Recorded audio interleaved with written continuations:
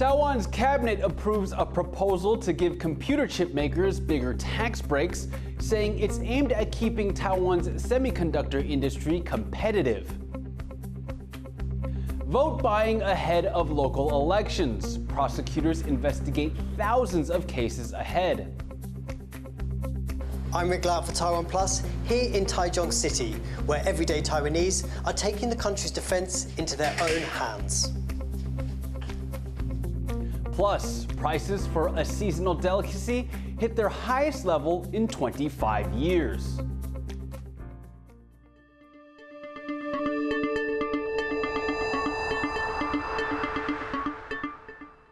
A warm welcome to TaiwanPlus News. I'm Liao.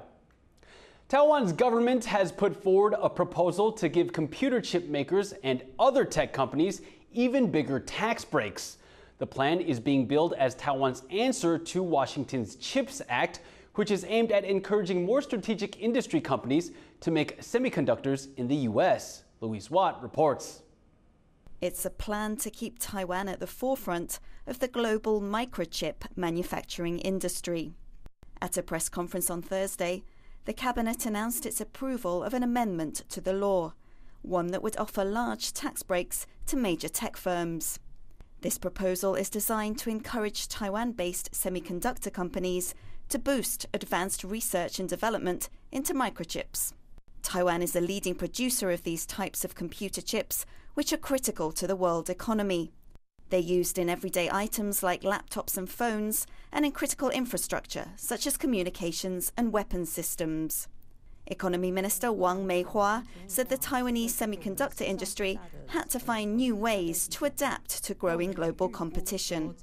大家都知道，台湾在制程上，半导体的制造上，已经是全球领先、全球的关键地位。所以，台湾要想，第一个，我有很多竞争者要进来；那第二个，我怎么样维持台湾的 The government aims to boost microchip R&D by offering semiconductor companies significant tax breaks. Their initiative has been dubbed a Taiwanese version of the United States CHIPS Act, which is meant to encourage foreign tech companies to manufacture on American soil. In the States, this came with an offer of $52 billion worth of subsidies for tech companies. Experts say the Taiwanese proposal is a good step towards keeping up with the competition. I think the newly approved clause to increase the incentives for investment on the cutting-edge technology, particularly in the areas of semiconductor, will be a great leap forward to encourage more investment for semiconductor industry in Taiwan. Whereas the US offers chip makers subsidies and investment tax credits, Taiwan's version focuses more on tax breaks.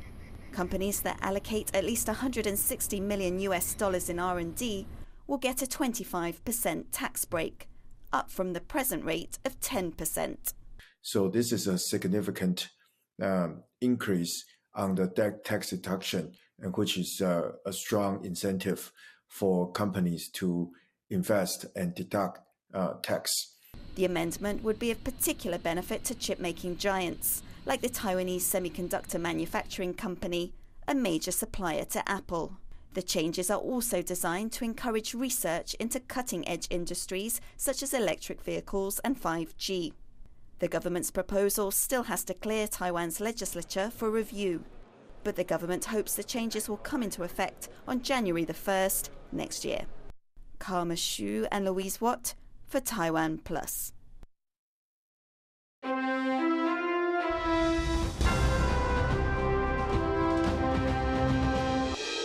Reported instances of vote buying have increased in Taiwan this election season. That's according to the Justice Ministry and comes fewer than 10 days before Taiwan's local elections. Prosecutors have already investigated 3,000 cases of vote buying involving 5,000 people. 88 cases have been prosecuted.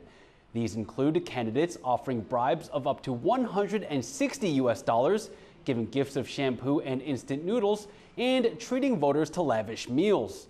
The Justice Ministry is considering increasing the reward for people who report cases of vote buying. To find out more about Taiwan's election culture of handing out small gifts and how that sometimes leads to vote buying, Rick Lauert spoke to local reporter Li Yian. Could you give us a sense of how gift giving works in the Taiwan election campaigns? Yes, it's pretty common for candidates to give out some little gifts like scoring pads, tissue paper, or even I've seen dripping coffee bag recently. Yeah, which is an innovation. Yeah, but you see, they are usually something that are not too expensive, and it's a very common way for candidates to get voters to know about them, and they will usually attach a flyer with the gifts handed out. Just to increase their publicity or to make them more visible to the voters. And sometimes politicians or campaigners are getting into trouble for spending too much or giving too big a gift and being accused of vote buying. In what sort of way does that happen? I think it happens more frequently in rural areas where almost everyone knows each other. And and you will know that if you give out something that is too expensive, then people will probably not going to report you because everyone knows each other. And if they are going really to bribe, then they will be sure that this is not going to do harm to themselves. Some politicians, especially in rural areas, will have pretty good relationship with some gangster or organized crime groups. It's quite common for them to work together, to cooperate to some extent, and I think it was more prevalent in the past. Do we see the same sort of thing, the gift giving and the potential for vote buying or bribery in presidential and parliamentary elections in Taiwan? No, as I said, the little gifts are more for publicity, and so it usually applies to local election where the candidates are not very well known. But for a presidential election, the people you're going to vote are always very famous. So they don't really have to give out this kind of little gifts. But they will also sell, not giving you, they will sell like souvenirs. Democratic politics in Taiwan has long been built around a two-party system, leaving many people feeling as though their concerns are underrepresented. One group seeking a new political home is a collection of Taiwanese mothers looking to highlight the concerns of everyday families. Yu Jinghuang has more. A child should have ears but no mouth. That's a common saying in Taiwan that suggests children should obey adults, no matter what. But this mother-turned-politician wants children to speak up. Zhang Shuhui is running for new Taipei City Council. She's representing the Taiwan Obasang Political Equality Party, which she co-founded in 2019. Obasang is a Japanese loanword that means older woman. 我觉得并没有以儿童人权为最主要关切的政党。不同的背景，弱势者，尤其像小孩，他根本连选票都没有啊。那跟他有关的政策，要靠谁来反映？他就是弱势中的弱势了。90% of the party's 104 members are women. In addition to promoting child-friendly policies, they also tackle issues like gender and equality. The party advocates greater recognition and support for non-traditional families. 那我们要怎么正常化的看待这些不同的家庭，包括了新移民或者是单亲，然后或者是同志家庭，它都是家庭的一个部分。那每一种家庭的形态，它都很完整。好，那学校的教育是不是准备好了这一块？其实我很关注。But Taiwan's political system works against small political parties. In order to get government subsidies, a party has to win more than 3% of the vote during legislative elections. In the past decade, about 90% of subsidies went to the country's two biggest parties, the Democratic Progressive Party and the Kuomintang. That means candidates from small parties have to maximize their resources. The Obasang Party saves labor costs by making things by hand. Their office, truck, and even stage are all sponsored by donations. It's almost impossible for small parties to compete at the national level. But in local elections for city and county councilor seats, they still have a fighting chance. 我们是复数选区，所以复数选区的话，还是让小党有一定的生存空间。所以我们看到每一次的复数选区的县市议员啊、乡镇市民代表选举的话，都会有很多小党踊跃的参选，因为它有当选的可能，也能够展现一定的所谓的多元声音。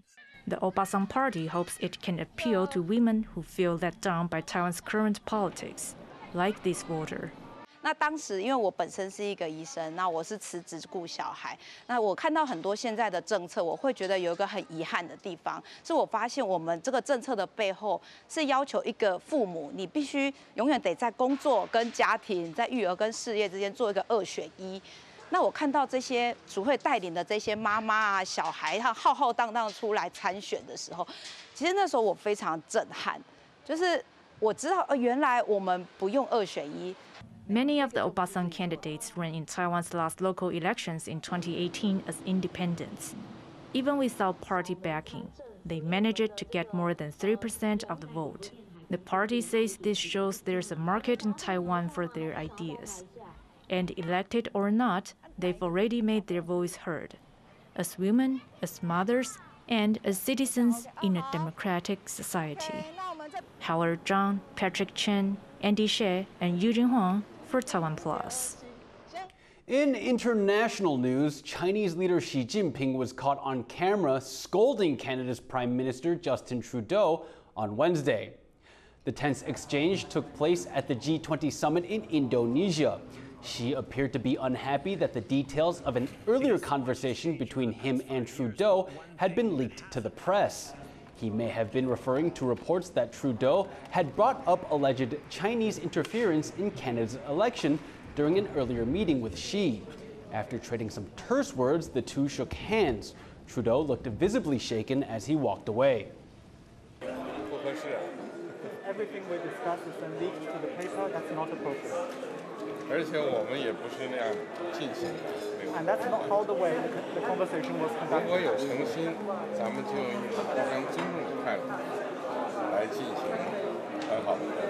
If there is sincerity on your part, free and open and frank dialogue, and that is what we will continue to have. We will continue to look to work constructively together, but there will be things we will disagree on, and we will have to continue. Let's create the conditions first. The U.S.'s top general has warned that completely expelling the Russian army from Ukraine is unlikely to be accomplished anytime soon. Speaking to the media on Wednesday, Chairman of the Joint Chiefs of Staff General Mark Milley said Russia currently occupies about 20% of Ukraine. He said Ukraine's recent success in reclaiming areas of Kherson and Kharkiv were relatively small. The general also said the U.S. was determined to support Ukraine for as long as it takes.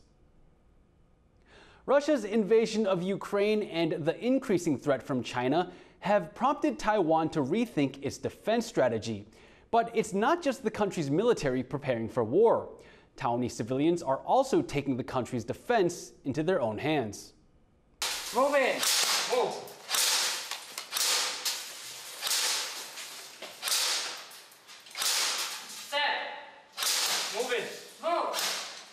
This is Blockbuster, a 35-year-old veterinarian who spends Sunday afternoons with other young men learning combat skills.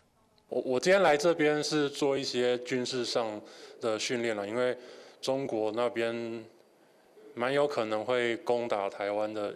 In a disused building in Taiwan's central city of Taichung, members of a group known as Militia Taiwan are teaching themselves urban warfare techniques. It's in response to an increasingly aggressive China. Beijing claims Taiwan as its own and has recently upped threats of invasion, increasingly sending boats and planes into the air and waters around the country. Taiwan has overseen unprecedented military spending to counter China, promising to spend $19 billion on defense in 2023, including on new fighter jets. But civilian groups like these are also on the rise. 如果中共真的在台湾登陆的话，这分成2个情况。第一个是国家如果还没有瘫痪，那我就去国家发给我的位置去报到、去领枪、去接受训练，去执行国家给予的任务。但如果没有，那我就要把我周围我所知道的，我的亲人、我的朋友聚集在一起，一起起来抵抗中共的入侵。兄弟，看看，空弹，我可以自己止血。OK。右腿受伤。好，这边我挑了。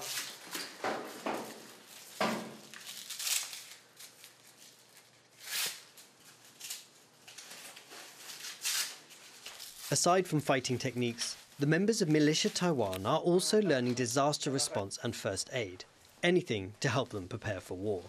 It's not just the rising threat from China that is bringing ordinary people out to learn combat skills. Many people in Taiwan have been watching the war in Ukraine closely. They've come to realize it could be up to them to defend their country.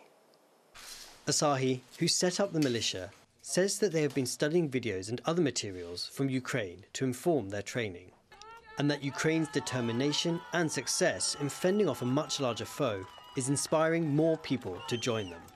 在乌俄战争之后，有非常多的台湾人，他们对于他们非常敬佩、尊敬，说像乌克兰，他们勇敢站出来保卫自己家园，像这是一个非常荣誉，然后非常值得去追求的，去守护自己家园的价值。But watching developments in Ukraine is also forcing them to face up to the sacrifices they might need to make. 万一中国真的跟我们开战起来了，那我想我是有这个觉悟来，为了我想保护的东西而牺牲生命。那我就算我牺牲了也没关系，那我还有我的兄弟姐妹。For now, war with China remains a threat. But for members of Militia Taiwan and others like them, confronting that threat is already a reality.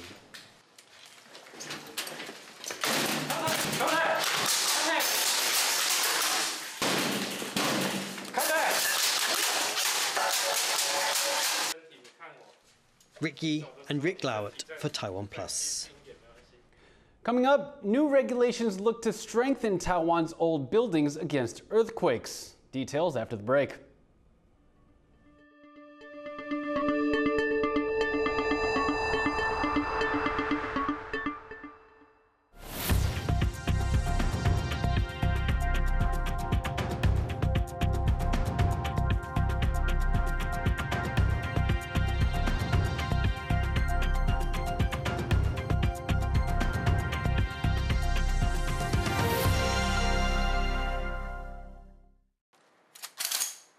For more news from Taiwan and around the world, visit TaiwanPlus.com and download the TaiwanPlus app. We're at this century-year-old pastry shop where they have a kitchen that'll satisfy the gods' tummies. No walk-ins, pre-orders only, and it's all about passing on a tradition. Let's keep unveiling the story of Jing Chenlan. Gotta like roll it out and then twist it, roll it kind of, and then you would roll it out again. I would say this is like the best mooncake I've ever had so far. Best mooncake.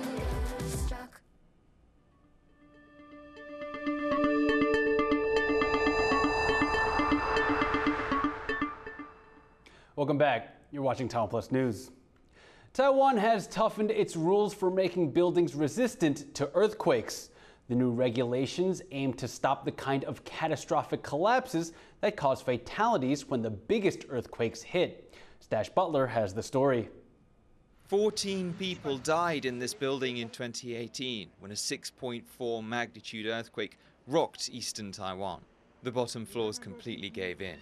4 years later, the same kind of collapse. But this time, everyone survived. Earthquake expert and entrepreneur Lin Peiyang says it's a pattern. Buildings in Taiwan tend to fail in the same way each time an earthquake strikes. Most often cases is that the first floor collapse, totally collapse. Because in Taiwan, the bottom floor always for business usage. So they have a lot of a very great open window, okay, and very few of wall, okay, and the column is slender. For that reason, the structure of bottom floor is very weak.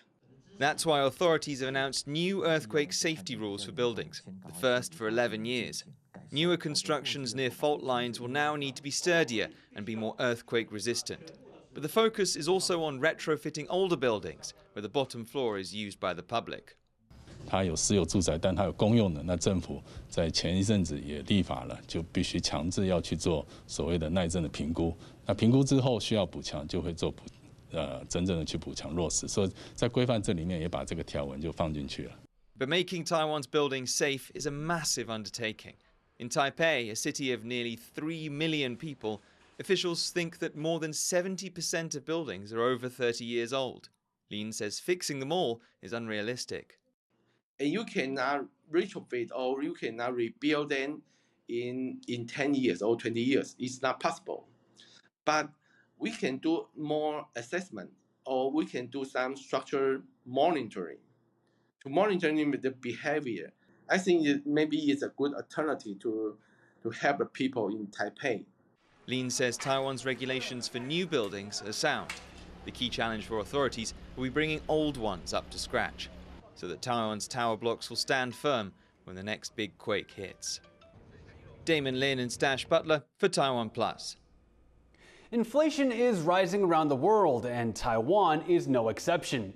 In the housing market, rental prices have now officially reached record highs. While some speculate that prices will soon start dropping, the rental costs are hitting Taiwanese tenants' finances. Eric Liao reports. A price crunch that's really hitting home. Inflation is still climbing, and that's making everything more expensive, including housing. Taiwan's rental price index for October hit a record high. This means that for many people, it's more expensive than ever to rent their accommodation. 可能现在套房的话，可能都要1万多，就是比较难负担。我可能都要跟别人一起合租。如果薪水可能4万的话，就差不多可能1/4了，就有点多。目前的房价是挺高的哦，那租金的部分是蛮麻烦的。如果能再便宜一点，那是最好的。支出减少，然后收入想办法增加，斜杠多接一点。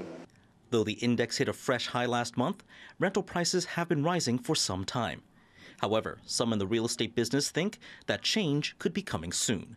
今年以来的话，因为从第一季开始升息，陆陆续续在房价的部分已经出现缓升的情况。那我们也会认为，可能在今年的第4季，甚至于在明年的第1季，陆陆续续会有价格的修正。Until then, rental prices are increasing at the fastest pace ever. Some people on the housing market are now considering putting down their money to buy a place instead of just renting. 我是觉得，因为你如果比较以长期的这种方式来想的话，你就是有自己的房子会比较稳定了。Buying a home is expensive too, but there are ways to make it less of a burden. 如果说想要降低所谓的房贷的压力来说的话，第一个当然你可能可以争取一个比较大的议价空间，那或者是说用比较长期的这个房贷来降低你每个月付款的压力。那你当然也可以迁移到相对比较蛋白的区块。While there may be relief on the horizon, for now, rental prices remain high. Until they do go down, many tenants will have no choice but to continue shelling out. Rick Yi and Eric Liao for TaiwanPlus. Taiwan's Golden Horse Film Festival held a forum for Best New Director nominees to share their experiences ahead of the awards show this Saturday. One of the speakers was Taiwanese actor Kai Ke. His directorial debut, Bad Education, has been nominated in 4 categories for this year's awards: Best Supporting Actor, Best Visual Effects, Best Film Editing, and Best New Director. The Golden Horse is one of the Chinese-speaking world's most prestigious film festivals and award ceremonies. Taiwanese powerlifters have won 4 gold medals at the World Open Equipped Powerlifting Championships in Denmark. 40-year-old Xie Zongting bagged 2 golds in the men's 66-kilogram competition. Xie placed first in bench press after lifting 217.5 kilograms, breaking the world record for athletes aged 40 and above. He also took home a silver in deadlift and a bronze in squat. His combined lifted weight of 800 kilograms got him another gold and another world record. The other 2 gold medals were won by Huang Yanci in the women's 57-kilogram event and Wu Yiheng in the men's 74-kilogram category. Mullet roe, a Taiwanese delicacy that's popular during the Lunar New Year. As raising the fish that produces the roe becomes more costly, some fish farmers are becoming increasingly concerned about their income. John Van Trieste has more. On the fish farms that dot Jiayi County in Taiwan's south, This would normally be a busy time of year. Workers would be preparing salted cakes of mullet roe ahead of the Lunar New Year, when demand for the food spikes. But this season, many farms are quiet. Jiayi still specializes in the delicacy, producing around 900 tons of roe a year. But the cost of raising mullet is rising, recently reaching a 25-year high. And this, combined with the challenges of a changing climate, is leading a growing number of fish farmers to give up on raising mullet entirely. 那养殖面积减少很多的话，当然产量减少，鱼货的价格都会高。今年差不多涨1成。Right now, the price of 300 grams of roe bought at its source will start from around $30. That's around $1.60 more expensive than last year. 是25年来价格最高的一年，养鱼的面积减少嘛，然后这个价钱已经到了最高点。With inflation on the rise, household budgets across Taiwan are continuing to feel the financial pinch. As the months count down, local roe producers are growing anxious about the number of dinner tables that will include their seasonal luxury when the Lunar New Year rolls around. Alex Chen and John Van Trieste for TaiwanPlus.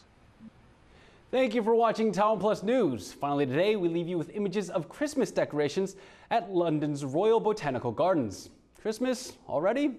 Whatever you say, London. I'm Liao. Take care and see you next time.